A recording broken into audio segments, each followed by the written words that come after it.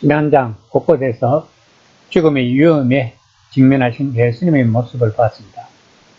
이제 예수님은 잔혹한 죽음이 한낱 위험한 가능성에 불과하지 않다고 선언하시고 있습니다. 그것이 바로 자신의 소명이라는 것입니다. 왜 그래야 하는지에 대한 설명이 바로 오늘 본문에 나오는 목자와 양의 비유의 말씀을 가지고 이야기를 하십니다. 10장 11에서 13절입니다.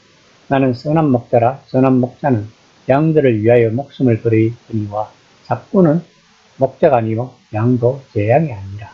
이리가 오는 것을 보면 양을 버리고 달아나나니 이리가 양을 물어가고 또 해치느니라. 달아나는 것은 그가 사건이 가득해 양을 돌보지 아니하니. 구약 성경에서는 하나님을 선한 목자로 표현되었고 그 밖에 모세나 다윗과 같은 이스라엘 지도자들도 그렇게 표현되었다는 것을 알 수 있습니다. 예수님 또한 자신이 선한 목자라고 표현하시고 있습니다. 참 목자란 자기 이익을 위해서 그 일을 하지 않는 사람입니다. 사실 그가 무엇을 위해 일하는지 판가름하는 시험되는 선택의 상황에서 나타날 것입니다. 사자나 늑대, 곰 따위의 약살자가 등장하는 상황에서 그들이 어떻게 하느냐에 따라 참 목자와 거짓 목자로 구별할 수 있다는 것입니다. 거짓 목자는 자신의 명예를 희생하더라도 출세를 선택하지만 참 목자는 양을 위해 죽을 각오로 함으로써 자신이 누구인지 보여준다는 것입니다. 10장 14에서 15절입니다. 나는 선한 목자라. 나는 내 양을 알고 양도 나를 아는 것이 아버지께서 나를 아시고 내가 아버지를 아는 것 같으니 나는 양을 위하여 목숨을 버리노라. 본문에서 안다는 것은 단순히 직관적이며 순간적인 지식이 아니라 경험적이고 지속적인 지식을 의미합니다. 다시 말하면 차가운 머리로 따지고 헤아리는 것이 아니라 뜨거운 가슴으로 느끼고 체험하는 것을 의미합니다. 즉 기독교는 뜨거운 심장의 종교라는 것입니다. 양들이 위험에 처하면 목자는 자신의 이익과 손해를 따지는 것이 아니라 거의 본능적으로 자신의 몸을 던진다는 것입니다. 예수님은 자신이 선한 목자이기 때문에 양이 목전에 위험을 두고 있다면 자신이 가서 그 문제를 해결하고 필요한 경우 양에게 닥칠 수도 있었을 그 운명을 스스로 지신다는 것입니다. 이것이 자신의 소명이라고 말씀하시고 있는 것입니다. 10장 16에서 17절입니다. 또 이 우리에 들지 않은 다른 양들이 내게 있어 내가 인도하여야 할 터이니 그들도 내 음성을 듣고 한 무리가 되어 한 목자에게 있으리라. 내가 내 목숨을 버리는 것은 그것을 내가 다시 얻기 위함이니 이로 말미암아 아버지께서 나를 사랑하시느니라. 원래 양은 이스라엘 백성입니다. 예수님은 그들을 부르고 계십니다. 또 동시대 유대인 가운데 그 부르심을 받아들일 준비가 되어 있는 이들은 예수님의 음성을 듣고 그분을 신뢰하여 그분에게 나아옵니다. 하지만 이스라엘의 예언서와 지혜서 저자들이 늘 암시했듯이 하나님의 관심은 결코 이스라엘에만 국한되지 않는다는 것입니다.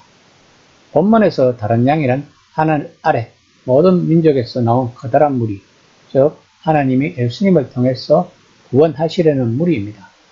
즉 유대인의 메시아가 온 세상의 주님과 목자가 되셔야 한다는 것입니다. 예수님은 지금 자신의 죽음으로 인해 지금 우리에 있는 양들을 당면한 위험에서 구출하는데 만족하지 않고 엄청난 많은 수의 온갖 양들을 데려와서 양떼의 규모를 크게 확장시키는 것이 자신의 소명이라고 말씀하시고 있는 것입니다. 그러므로 이방인은 더 이상 원수가 아니라는 것입니다. 그들은 아직 뿌리에 들어가지 않는 양이라는 것입니다. 10장 18절입니다. 이를 내게서 빼앗는 자가 있는 것이 아니라 내가 스스로 버리노라. 나는 버릴 근세도 있고 다시 얻을 근세도 있으니 이 계명은 내 아버지에게서 받았노라 하시니라. 예수님은 그 당시 유대인들이 가지고 있는 보편적인 부활 소망사상, 자기 사역의 개인적이고 구체적인 것으로 이야기하고 있는 것입니다. 즉 목자와 양을 하나로 묶어주는 신뢰와 사랑의 끈이 아버지와 아들을 연결시키는 뜻과 동일하다는 것입니다. 본문 말씀은 에스겔 34장의 예언을 인용한 것으로 볼 수 있다고 신학자들은 말합니다. 그 장에는 신기한 내용이 있습니다. 예언자는 하나님이 이스라엘의 참 목자가 되신다고 말합니다. 그런데 그 뒤에 에스겔은 다윗, 다시 말해서 메시아를 참 목자라고 부르면서 하나님과 똑같이 목자와 양의 하나님이 되신다고 말합니다. 그러면 이런 질문을 할 수 있습니다. 하나님이 목자신가 아니면 메시아가 목자신가? 에스겔은 답을 주지 않습니다. 그는 다만 미래를 가리킵니다. 그 답을 우리는 요한복음 10장에서 찾아올 수 있다는 것입니다.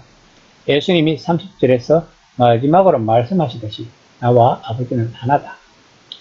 이 모든 것 덕분에 예수님이 자신을 선한 목자라고 부르시는 이유가 설명되는 것입니다.